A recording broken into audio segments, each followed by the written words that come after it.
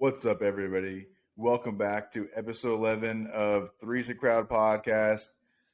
We are here, episode 11, 11 weeks. Crazy stuff. Today, a little bit about NFL playoffs, a little bit about personal goals in 2023, and Marco's going to rip in a hot take for us at the end. So, let's get to it, boys.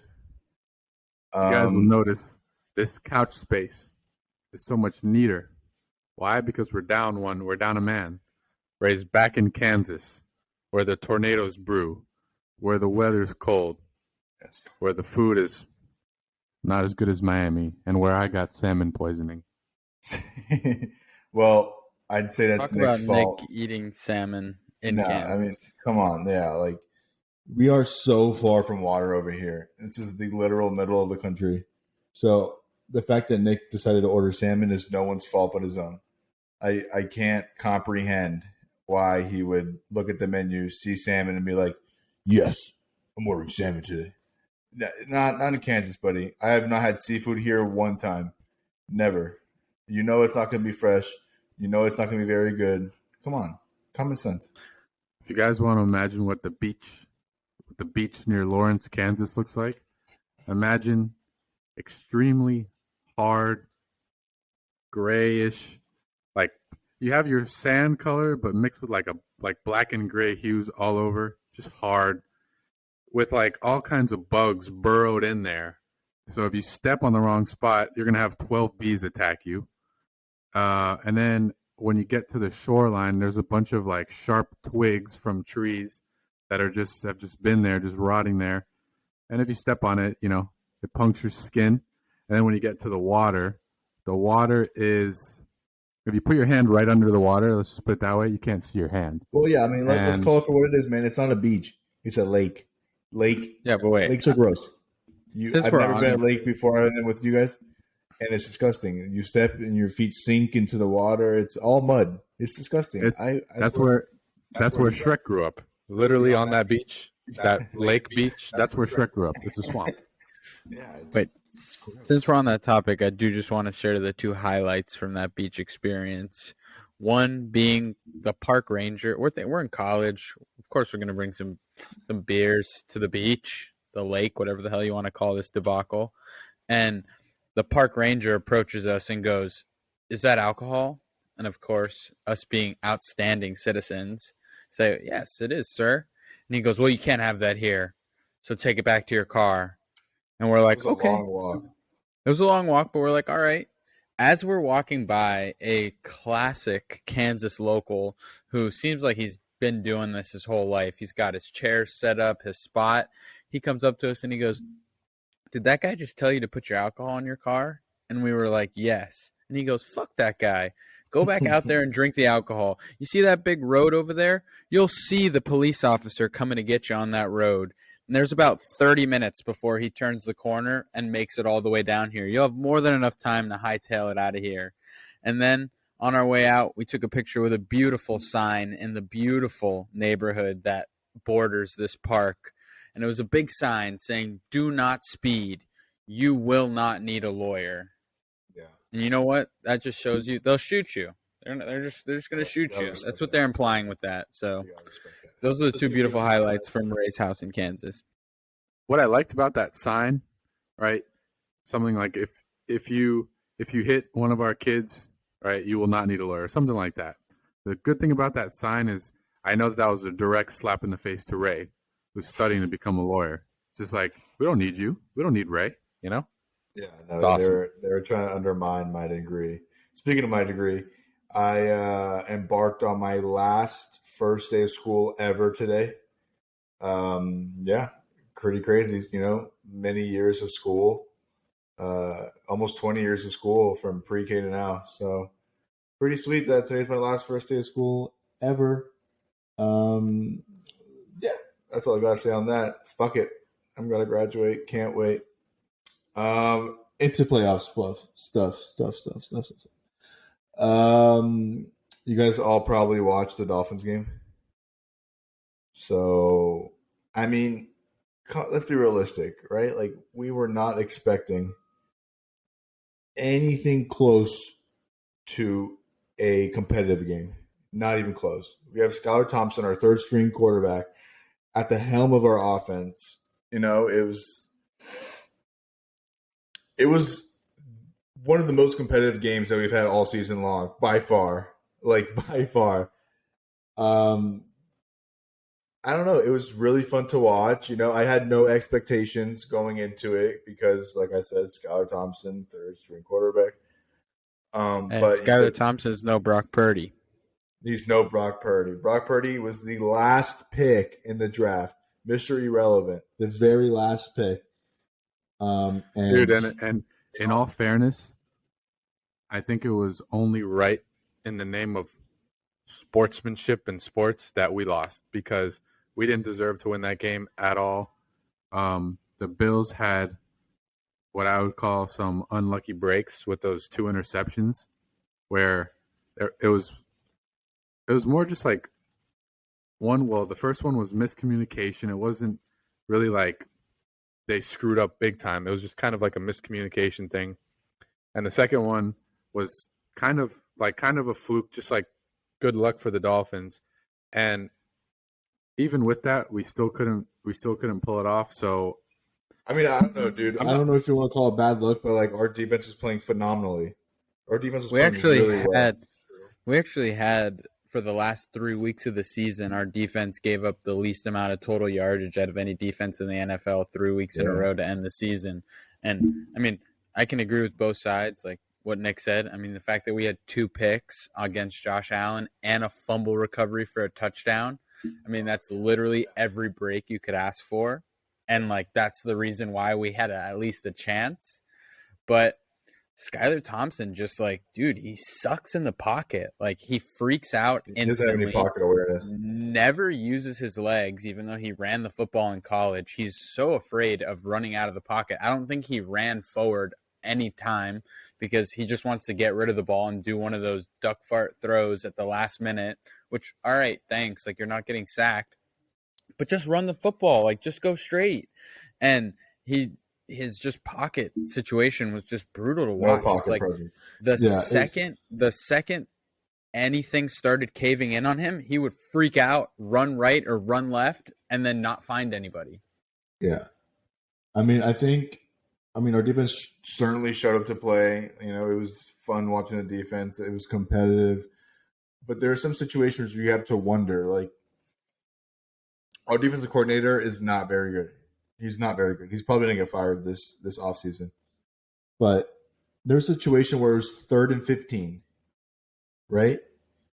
And he basically put into a cover 0, which is pretty much everyone lines up on their guy, which means that everyone else is pretty much on the defensive line rushing the quarterback. You would think that on 3rd and 15, he would push some of those guys back by the first down marker. But no.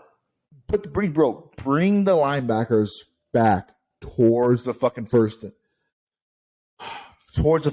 down. It's not difficult to imagine a situation in which they're going to throw the fucking ball at the first down yard line. Like, please. So Josh Boyer is not a very good defensive coordinator. His job's likely at risk in this offseason. And there's a certain situation where it's 3rd and 15, and he called a cover 0, which is fine. Cover 0, basically these guys are going to man up, and there's not going to be a lot of help. It's pretty much a one-on-one with the receivers. But the problem was he didn't drop back any linebackers. You can't imagine it's not difficult to imagine where they're going to throw the ball towards the 15-yard line. Like the percentage of 3rd and 15 conversions are so low that you have to take any kind of a measure possible to prevent that. I mean, dude, Josh Allen has an amazing arm. Like, it's not very likely he's going to convert. Don't make it easier for him. Stephon Diggs was targeted like fucking 15 times in the first 2 possessions. Like, don't make it easier for them to convert. Instead, are you trying to tell me that the Dolphins defensive coordinator is a poon? Yeah, I am. Josh Boyer, you're a poon, dude. I hope you see this, you poon monster.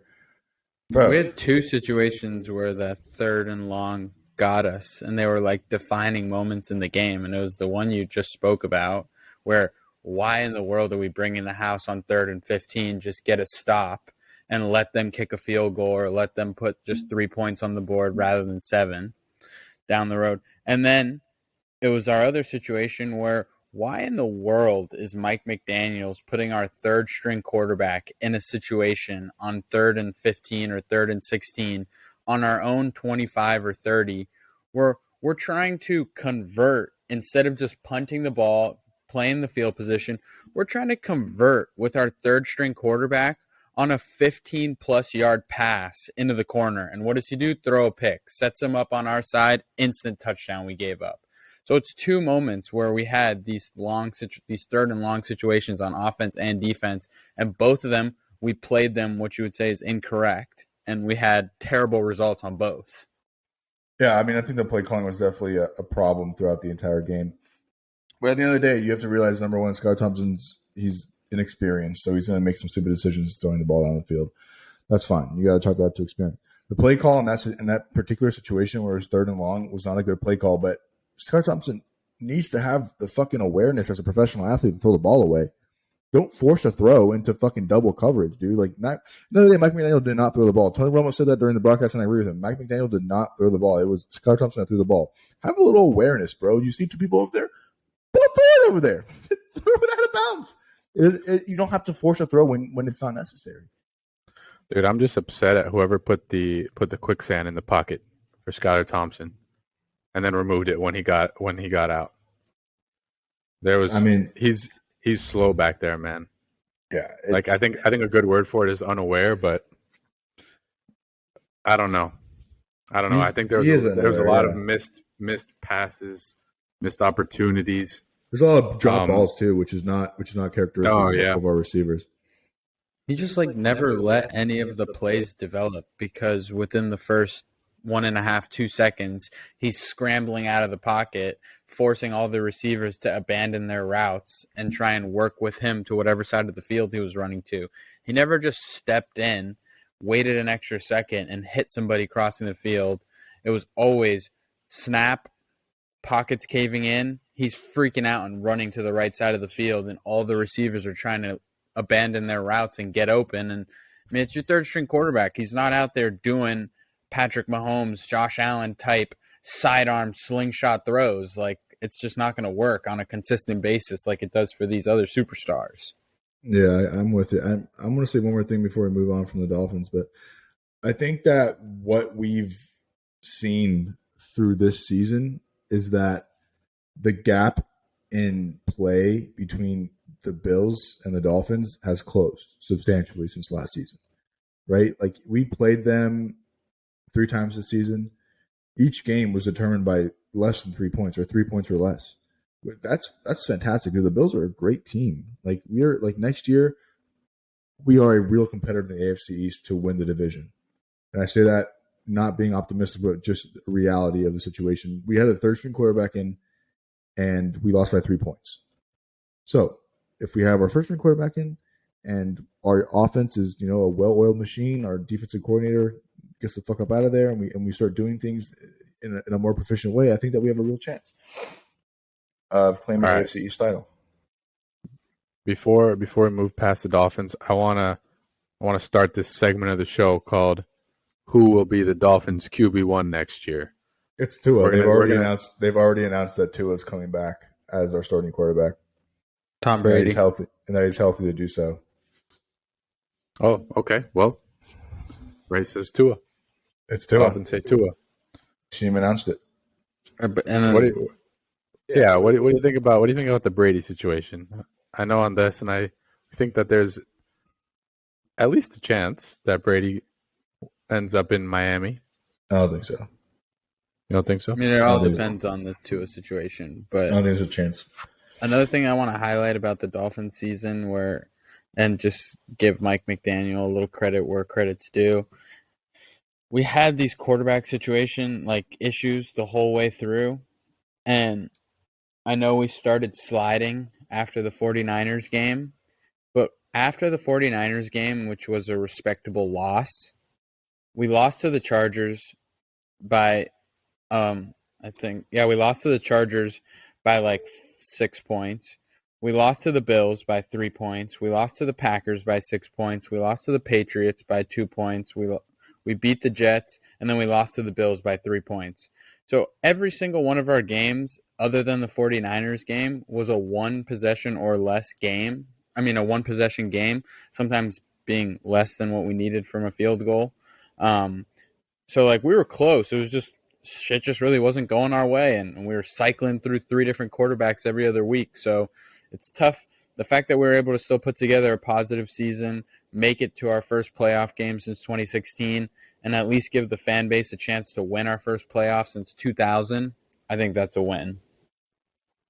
Yeah, I'm not disappointed. I'm not. I usually am, and I'm really disappointed. I think that there's been tremendous strides in the trajectory of the organization by having a coach like McDaniels, by having receivers like Waddle and Tyreek explode. I think Tua has a lot of upside. I think that he can continue doing a lot of good as long as his brain remains intact. They also said that during the offseason they're going to work on how Tua falls, because a lot of time when he falls, when he's hit, he ricochets his head backwards and it bounces off the ground. That's when he gets a concussion. Every concussion that he's gotten has been on that type of hit. So they're going to work with Tua and how he falls to the ground and all that. So I'm excited, man. I think there's something to look forward to. I'm sure that the same spiel has been said since 1990, whatever. But I'm looking forward to it. I think that we could be competitive in the AFC East and potentially win an AFC East title. Moving on to other playoff games. You guys mentioned Tom Brady. Tom Brady lost yesterday against the Cowboys and absolutely got fucking smacked. Brutal. Not even fun to watch, dude. Really, it was not even a fun game to watch. The Cowboys kicker missed 4 extra points, which is just like, what the fuck? How do you do that? That's like your one job. Make the extra points, dude. But yeah, I mean, I think Brady's. I really can't even say any more about the game because I was traveling back over here yesterday. But from what I saw, the Bucs did not stand a chance at any point in the game. But I know that Dak played his fucking ass off. I heard that he was absolutely incredible. And I know that Brady's future is kind of in the air right now. It seemed like he had a press conference yesterday where he thanked Tampa Bay and the organization for kind of the time that he spent there, and he kind of wrap things up in Tampa Bay. So whether or not he plays next year, I also think is in the air. I'm not sure he'll even play next year. But it should be interesting to see, what his future looks like going forward. I think that there was some talks of him going and being a Fox reporter, a broadcaster. So I think it'd be awesome to get Tom Brady on a pod. I mean, Tony Romo is an amazing broadcaster. I think it'd be awesome to get Tom Brady on there as well. As there's been some talks of him going to the 49ers because this Jimmy Garoppolo guy, his future of the 49ers isn't super secure. I'm not sure, dude. I think Brock Purdy is Vegas. Vegas is also a potential landing spot. But you need to look at what Tom Brady is, right? He has 1-2 years tops. You're not going to build a team off him for the future. You're trying to win right now, and that is the only way that you will that he will get signed to a team, is a team that wants to win right now. Producer Marco says that Brady recently signed a 10-year deal with Fox Sports for a $370 million to be a lead NFL analyst or broadcaster. That's fucking nuts, dude. This guy's That's the deal on the table right now if he retires, or when he retires. Jesus, dude, that is nuts. I'd love to be his agent. Oh my god, dude! And another playoff game. And Producer Marco, I don't know if we can do this, but I'd love to insert the clip right here. And it's who's the biggest fraud in the NFL playoffs? Minnesota! I'd love to get the clip of Joe Biden screaming Minnesota right here. Soda! But the Vikings, man, after putting on a show all year and thinking it was it's their year to really come back and have a great year. Justin Jefferson was going absolute bazookas. Kirk Cousins is having a great year. And wow, did they just flop in the last 5-6 games of the season playing horrible football. Dude, I mean, you didn't see that coming? I saw it coming. Their defense is horrific. Horrific. they would win all of their games like 38-34 or 28-24 to 23, 24. Like their defense sucks. Yeah, I mean, they weren't like there are some games that I watched where I was like, dude, what the fuck am I watching? Like this team is not very good. And Kirk Cousins is not a great quarterback. He's a good quarterback. Like he has his moments, but like I feel like they're being a little bit limited by Kirk Cousins. Yeah, Minnesota only had 5 tackles for a loss in that game. That's nuts, dude. The Giants, I think the Giants are looking good, dude. I think the Giants are looking good. They've broken the curse. Daniel Jones played really good. He did. He's coming to fruition right now, man. There's a lot of doubt about his abilities to be a quarterback in this league, and I think that he's showing the haters what's up. I think he's coming to fruition right now. Well, I wanna back Kirk Cousins because I did have him on my bench in fantasy, but it's because I had Patrick Mahomes at the helm. Kirk Cousins, man, that guy can throw the football. He almost threw for, I think it was almost a record amount of passing yards in a game they had. I want to say it was like a game they had late in the season where he threw for almost 500 passing yards or something like that. And he had a lot of games like over 350 passing yards. And I mean, I think the guy could sling the ball. I think their biggest problem is their defense, because like you said, every game was high scoring, and they couldn't stop the other team. They had to outscore them, and that's a problem. But my question for you guys is, who's going to win the Super Bowl this year? Prediction time. Who's going to win? This is tough, but I mean, I just don't really see anybody getting in front of the Kansas City Chiefs right now. I mean, I think that it's going to be a shootout between Mahomes and Josh Allen in that AFC Championship game, but the Chiefs are just insane, dude. It's like every other week they unlock some guy that's been playing all season, like McKinnon, who just becomes like the best triple threat at their position. And I don't see anybody in the NFC, like the Eagles. Jalen Hurts is not 100% healthy. I don't care what anybody says. Like, he's not 100% healthy.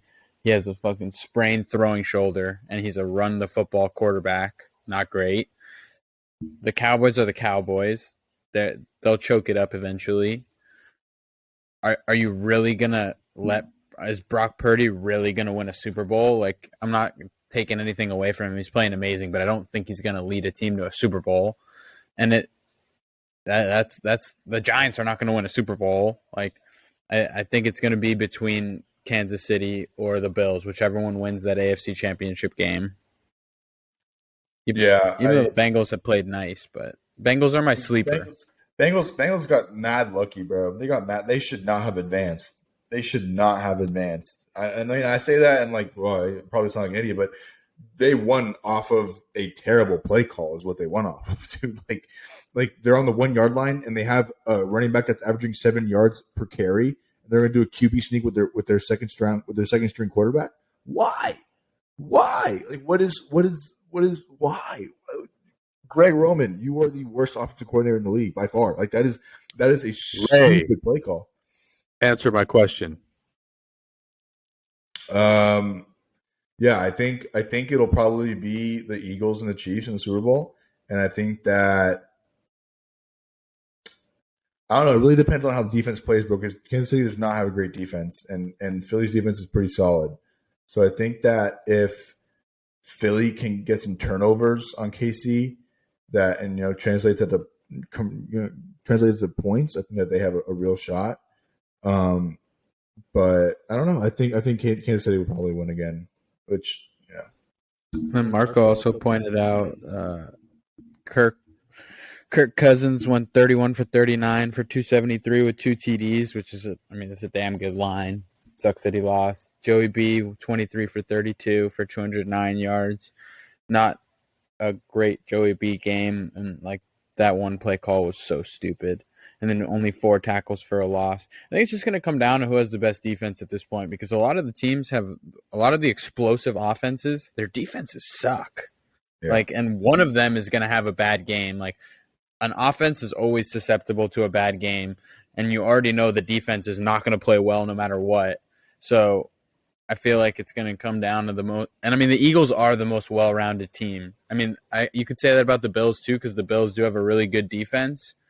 But beating KC is a much taller task than beating Dallas. On the other side, in my opinion, which is what I think the two matchups in the championships are going to be. So I think the Eagles do have an upper hand, but then again, bro, it's Patrick Mahomes. Like, it's really hard to bet against Patrick Mahomes. Guys, put up 40 if he needs to. I'm not sure what the bracket looks like on the other side, but yeah, I'd say that it'd be Philly and the Eagles in the NFC Championship. I don't know if they're going to end up playing each other this week or what the deal is, but I'm in the same camp as you guys with my prediction. KC is my number one, and then my depth chart goes KC, 49ers. That's where I differ from you guys. They're number 2 for me, and then the Bills are number 3, which I would consider more on the wild card side. So that's. I hope the Bills don't fucking win, dude. Fuck the Bills. Fuck them. Fuck. I really hope that they don't. I hope KC fucking mauls them. Anywho, yeah. When I was talking about that 1 yard touchdown handoff, stupid ass play call, as you guys probably know, it ended up being a fumble, and they returned it 98 yards to the fucking crib for a score change. Like the score would have been 24-17 otherwise. Like the Ravens went up by a touchdown, the Bengals went up, and they just could not get back into the touchdown. And I don't think the Bengals are that good. I don't think they're that good. I think whoever they'll play now will lose. We also need to address the Jaguars game. The Jaguars are looking like they got some grit, man. Who played? The Jaguars and the Chargers. You heard him? He hit us with the Jaguars at first. That's what I thought. I thought I said Jaguars. The Jaguars and the Chargers were playing, and the Chargers went up 27-0, and the Jaguars came back, man. Boom, boom, boom, boom, boom, boom. Came back, got the dub. Absolutely nuts, dude. Like, that is a crazy comeback in a wild card game. Like, I did not think that they stood a chance. But hey, man, now they're playing KC, and I cannot wait for the Jaguars to put it on KC, man. Beat them. Trevor Lawrence threw 4 picks and 4 TDs in the same game. Nuts. Trevor Lawrence, 2 starting quarterbacks for that game. Trevor Lawrence is 23 years old, younger than Nick and I, same age as Ray. And I think Herbert's the same Justin age. Herbert's 24. No, Justin Herbert's 24. So Nick and I's age, which is crazy. What a great look for the NFL. They love to have that, like that storybook, these young guys leading their teams into the playoffs.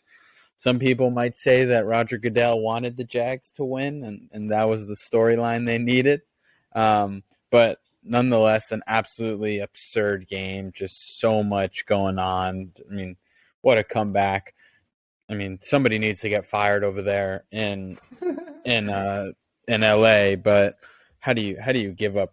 Dude, Trevor Lawrence had never lost a game on a Saturday throughout high school, college, and now. He had never lost a game on a Saturday, and that just remains to be true with that win. Is that nuts? He's never lost a game on a Saturday. Wow. And Marco said that Dak's the oldest quarterback in the playoffs right now, 29. Mahomes is 27. Allen is 26. Burrow's 26.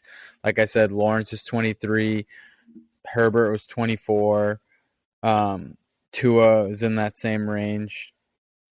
Lamar Jackson would have been playing. He would have been 26. Like, I mean, the NFL, the future is bright at the quarterback position for the NFL for years to come. I mean, we've got a lot of these teams have franchise-type guys locked in at extremely young ages, which is super exciting as a fan. Yeah, I think Tua's pretty young too, man. I think Tua's around our age, or 23 or 24, which, I mean, that's what you want at the helm of your offense, bro. You want someone young that you could develop and you can make him into a franchise quarterback.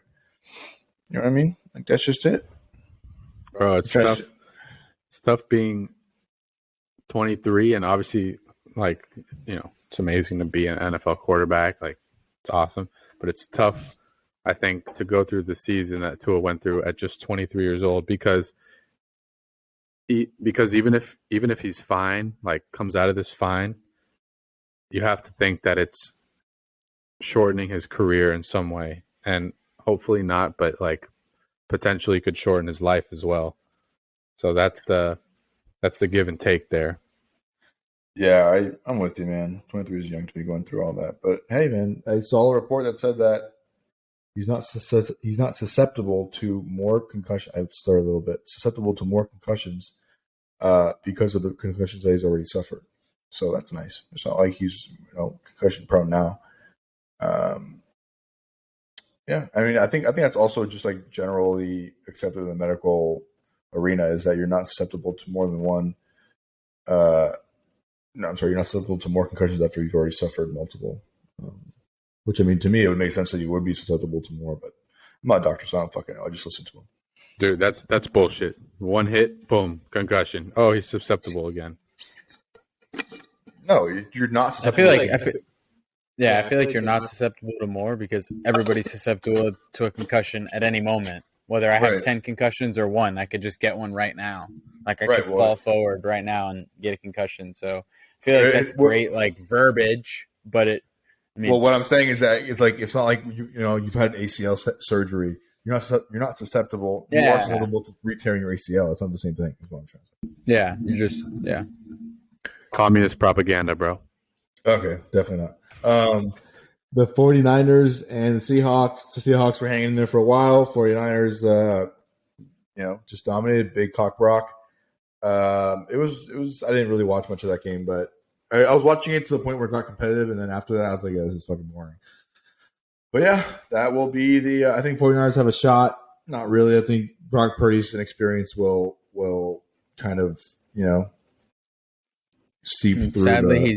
Sadly, he's due for a bad game at this point. Like, and it's not the ideal time. Not to put him down, but like he's on a roll right now. Like, guy's rolling, and he started rolling kind of early. Like, it might be like fizzling out here. He's already 6 games deep on this fucking roll. So hopefully it doesn't fizzle out at the wrong time.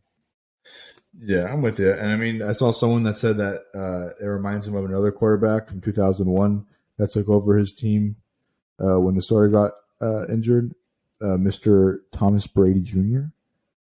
So is Brock Purdy the next Thomas Brady Jr.? I think that's a bold statement, but who knows, man? I can see why people would say that there's similarities. I think that's a really bold statement, though. Anything's possible. McCaffrey had a pretty good game, 15 carries for 119 yards. Decent. That's what you want your running back to do. Brock went 18 for 30 with 332 yards for 3 TDs. Come on, big cock Brock. Come on, Nick. Did you put in that line for him on Price Picks? I didn't, but I got to tell you guys something. A mosquito just flew into my pocket. That's got to be good luck, right? It's got to mean something. It's got to mean something. Did you win your parlay, Nick? No, I didn't. I got 4 out of 6. So I didn't lose. I lost technically, but I got 40% of my bet back, so it wasn't a total loss. You put Tyreek over, didn't you? And Tyreek was over. Oh, he was? He had to. Yeah, his line was 60 and a half yards, and he had 69 receiving yards. So, which is a great number. It's a great number. Oh shit! It's low for him, but All right, don't do parlays, kids. They're scams. They're fun. They're fun. They are fun. All right, Ray, take us to the next topic, dude. Do it. Next topic. We're going to talk a little bit about personal goals for this year. We're still early in the year. It's too late to say Happy New Year, but early enough to still set goals for this year. So, that being said, let's hear some of our personal goals for this year. Let's start us off, man. Let's hear it. All right, I'll be happy to lead it off. I guess a personal goal for me in 2022, I kind of laid the foundation. I wanted to take like saving and getting ready to buy a house and stuff like that a little more serious. So I, for the first time in my whole life, set up a budget, which was amazing. And I wish I would have done it earlier. But obviously I have the beautiful luxury of still mooching off my parents at my home residence and not paying any rent, which is a huge money saver. So I wouldn't say that everybody can do this, but if you can, if you do have money that you don't need to be using actively, I would suggest that you give it a shot at least. I'm trying to save 40% of all of my paychecks directly in my savings account, with the intention to have money to put down on a home, invest 40% of every paycheck. And the way that I'm personally doing it right now, I mean, the market's down and you always want to take advantage of that. So 20% to my 401k, just because I'm early in my career and I want to get a good foundation on that. 10% to my employee stock purchase program, and shout out my company for offering that. And then the other 10% of that is just in my personal stock account. And then the other 20% left, use that I to feel like obviously. we're way over 100% right at this point. No, I said 40%. I save 40% straight to my savings account. I invest 40%, and that 40% is broken down into 20% of that being 401k. Yeah. And then the other 20% I spend, because obviously you shouldn't shut yourself out from all money. Like, you need to be able to do things and enjoy yourself, but put a little pressure on yourself. See like how cheap you can get your lifestyle to go. And then you might even realize, I don't need to spend $800-900 every 2 weeks to have a good time and like actually enjoy my day-to-day life. So my goal personally is to have at least $35,000 saved by the end of 2023 in cash, and then have at least $65,000 in the investable markets. Those will be my kind of two goals for 2023, which are a little optimistic on both ends, but it's going to take a little bit more of me building up some more side hustles, monetizing some things that I don't currently monetize. But those are my two goals for the year of 2023. And hopefully the podcast is still rocking and rolling at the end of the year, and I can confirm or deny whether I was able to successfully achieve those goals. While you're at it, give us your bank info and social security number. Yeah, my routing number is fuck off. Well, 2023, guys, we were actually talking about it last night. The credit card APYs on money you owe from not paying your full balance is at an all-time high. So I encourage anyone listening, get your debt straightened out, get your debt in line, pay off those credit card bills, because you might not see it right away, but if you owe $1,000 extra on your credit card statement that you can't pay off and you pay the minimum instead, you're going to tack on at least an extra $190 on that $1,000 a year, to as much as probably $300 for some credit cards. So that's huge. I mean, that's just gigantic percentages. So get that in order. For myself personally, I can say that in 2023, I'm being pretty aggressive in continuing to grow my business. I probably won't be paying myself a salary yet in this year. I'll be using all of the profits to just cover my expenses and grow the business. So I'm going to keep putting money back into the business and letting it grow, and while still being able to cover my expenses. So if there's any of you who are starting a business and you believe in the business and you have a sort of long-term goal with it, or at least semi-long-term, I would prioritize investing your money back into the business rather than paying yourself out, because you want to see, you want to see some green. Sometimes you got to see your bank account going up and down and up and down. And aside from that, I'll be hawking some potential real estate opportunities this year, because apparently they're coming. Pay off your high interest debt. If there's one thing that you take from this podcast, it is pay off your high interest debt. Thanks. That's great. I'll make sure to pay all my high interest debt. Thankfully, I don't have outstanding credit card debt, but I do have student loans, so I'll die with those. I don't care. Anywho, my goals for 2023 are, well, there's a couple. Number one, graduate law school, which isn't more of a goal as it is an expectation at this point. You know, it's inevitable. It's coming up rapidly. 4 months from now, almost exactly 4 months from now, I will be a Juris Doctorate. You will call me. You two will exclusively refer to me as doctor or counselor. So No, I won't. Fun.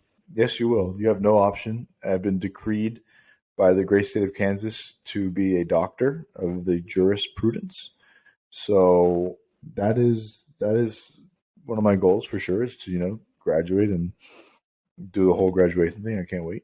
Another goal of mine is to pass the bar exam, the Florida bar exam, which is no task. That is no easy task.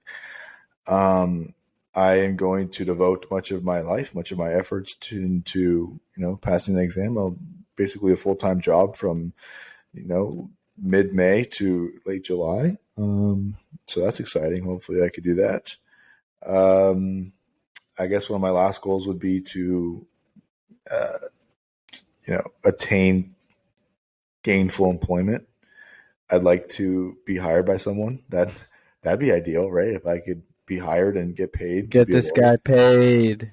Yeah, if someone please hire me, that'd be really awesome. I'd love that. You could hire me. You don't have to pay me that much. Just pay me. Anyone listening, hire Ray. His 30x leg parlays haven't been hitting. Yes, please. Mine either. Please, these parlays are killing me. Employers, please. But yeah, I would really like to graduate, pass the bar, and get a job, as an attorney. I don't have any saving goals or long term goals as Andres or Nick does, or reinvestment goals, because I'm in a different walk of life right now. But yeah, please pay me.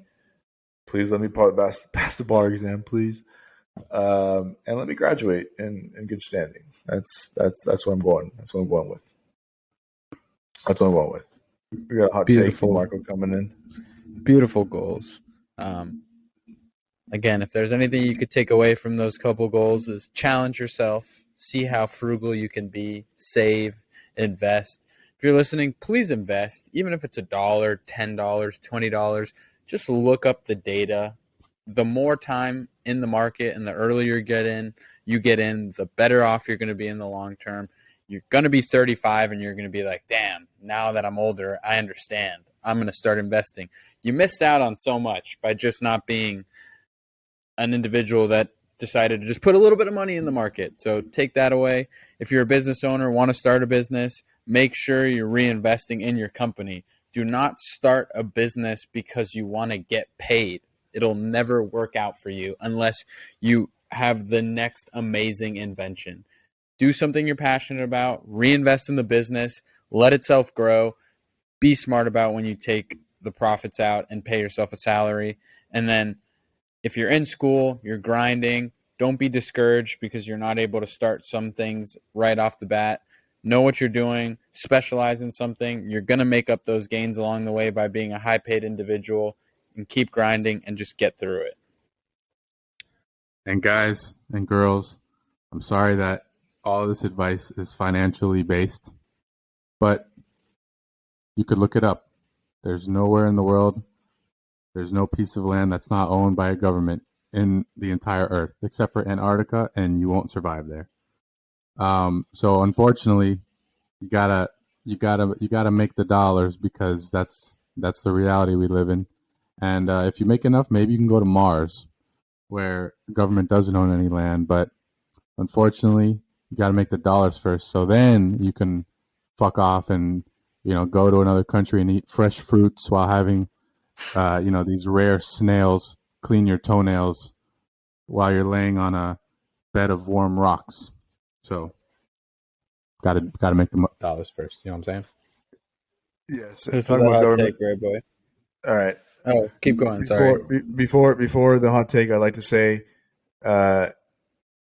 super. I guess not super unrelated, but eminent domain. Google it. Leave a comment on this video. Let me know what you think about eminent domain under the Fifth Amendment. We'll talk about it in another episode. Thank you. Okay. The hot take from producer Marco is Jordan said during his first retirement press conference that he might come back to the NBA if David Stern lets me back in the league. Was Michael Jordan's first retirement a secret suspension for gambling? Yes. The guy's a gambling fiend. Yeah. Some people even think, which is sad, that his dad was murdered due to unpaid debt and gambling problems, but that's like a whole other conversation. But I 100% think that this is definitely a possibility. Guy's a super gambling addict, especially when it comes to golf. This dude would play 36 holes in the morning before having a huge game at night just to be able to gamble. And like one quote right off the bat was Charles Barkley was about to putt and Michael told him to pick it up and move. And Charles was like, bro, this is for $10,000. And Michael said, pick it up. It's a gimme. And then Charles Barkley's like, what the hell? And he's like, all right, how much are you putting for? He's like, this putt's for $1 million. And like, you're telling me guys putting for $1 million or 100,000 or 500,000? Like, dude, you're so addicted to gambling. It's insane. Yeah, I think, dude, I've heard that the guy could run through 10 mil as fast as a teenage girl can run through a box of tissues after a breakup. I mean, producer Marco, clip that. That's an amazing quote. It's a great one. Yeah, no, I think it's been proven almost that that it was like a secret suspension for gambling, and it wasn't just gambling in the traditional sense going to the casino. He was gambling on games he was playing in, I think is what it was. So I don't know whether or not it was, shaving points or anything like that, but I think he literally got caught gambling in games he was participating in, which is like super crazy, frowned upon, like not how you play professional sports at all. That's why Pete Rose still isn't in the Hall of Fame for baseball, which is such a shame. My guy bet on himself to win, and now he's not in the Hall of Fame. One of the best players ever to do it. Yeah, I mean, I think I don't even think it's speculation at this point. I think that he definitely had a suspension. That's why he was, retiring, and then he came back. He went to the NL. He went to the White Sox, right? He went to play for the White Sox organization in the minor leagues. Yep. And then shortly after that, he came back, and yes, I think that's when he wore the 45 for a little while or something like that. But yeah, I don't think it's even a question whether or not it was a secret suspension. He was definitely gambling. And on a personal note, relating to Jordan's gambling addiction, I know a guy whose friend said that, no names disclosed, said that playing golf, betting in golf against Jordan ended up being what was able to furnish his entire house, right? From Jordan losing bets and having to pay him out, he was able to furnish his entire house, and furniture. I have no idea who you're talking about. Dude, it's you don't know the person, but it's somebody who like has said like he would literally tell his wife like, "Oh, I've got to go play Jordan this weekend. Like, we need some money." And he would go and take Jordan's money all weekend long. And Jordan, of course, being an athlete, a competitor, was like, dude, I need to beat this guy. Like, I won't stop. And this guy said that he's taken so much money off Jordan that, like he said, it's paid for furnishing his house, toys, all this crazy stuff. Could he have even covered the bets if he lost? Who knows? That's the thing. Like, I feel like Jordan's in it for the rush. Like, obviously people don't have billions of dollars. Like, if I went to go play with Michael Jordan right now, I wouldn't have money to cover my bets against him. But I bet if you're really good at golf, like, you're comfortable betting. Like, that's a country club mentality. That's common at a country club to play money games on the weekends. Like, that is normal. So I wonder if he's willing to like cover people like for them. Like, hey, like, Like, if you feel like you're really good, like, I'll give you a $300,000 line of credit on our game today that you can use. And like, if you're really good at golf, like, you can spread that 300 grand out on holes and shots and things like that to where you're not completely exposed, but you're still given the ability to gamble 300,000. And I think that's what he's looking for. Like, he wants there to be a lot of money on the game, whether it's his money or your money. He's going to make sure that there's some type of gambling atmosphere because he's addicted to it. He loves it. That's the rush. That's 90% of the reason he's out there. Marco just put an interesting question in the chat here. We have a friend, John Hopkins, he's a great golfer. He's lived on a golf course his whole life, and I'd say he's very good at it. Producer Marco asked, do we think that JR would put down against MJ? Do we think that he would bet against MJ in a golf match? What do you say? No, unless he had a sponsor who was covering the bets for him. But I'll tell you, wait. Michael Jordan is a 1.2 handicap. Like, he's almost a scratch golfer, which is like insanely good. I would say John Hopkins is he's a great real estate agent. Compass Real Estate, John Hopkins. Shout out to you, a listener of the podcast. If you need a home in Miami, at Homes with Hopkins, he'll get you a home, apartment, rental, anything you need. But John's like a 6-7 handicap. JR, I'm sorry, correct me if I'm wrong, but I'm pretty sure that's what you are. That's a substantial difference. But it depends, bro, because JR's great at structuring bets for him to win. That's his art. He's amazing at setting up a bet that's like, oh, that's okay, that's kind of fair. And then you get halfway through the round, and it's like, yeah, we got to modify this because we're getting scorched. So it all depends on the bet. But I think John Hopkins has the balls. I think he gets out there and gives MJ a run for his money if they're playing pure handicaps and legitimate bets. Nick, what do you think? Yeah. I mean, dude, I think he'd do it because JR likes that kind of stuff as well. But I still, he needs a bet sugar daddy to cover that bet because Jordan's not going to go and bet $500, $1,000, even probably $10,000. So I don't know. We got to find a guy to back JR with deep pockets and just make it happen. And we'll just pod while they're out there playing against each other. Dude, and JR, Marco wanted to say, like, how much you think they'd bet. I mean, I think there'd be a set amount per hole, and like Nick said, I don't think MJ's playing for anything less than 10,000 a hole. This is the craziest hypothetical ever. Or more, so I don't know about that. And then I think, correct me if I'm pretty sure that JR says they'll usually play that hole, but if you lose 2 holes or 3 holes, I forget what it is, back to back, that one's double, and then you go on again. And so, like, they set it up where, like, dude, if you're playing really bad, like, you're getting annihilated. And we won't mention the country club or anything, but JR plays at a big country club where there's high-ticket players playing, and one of the big players in the big money match literally walked off the course after 9 holes because he couldn't hang. And he was one of those guys that thought he had big money, and they invited him out to the famous big money game, and he walked off after 9 holes because he was like, I'm down too much money. This is fucking bullshit, and left. Imagine that. I mean, obviously they have a lot of money, but pretty much in this situation, what you're mentioning, after 9 holes of golf, after let's say 9 holes is an hour and a half, he was down about the yearly salary of an average American after an hour and a half. And so, that's not a great thing. Not cool.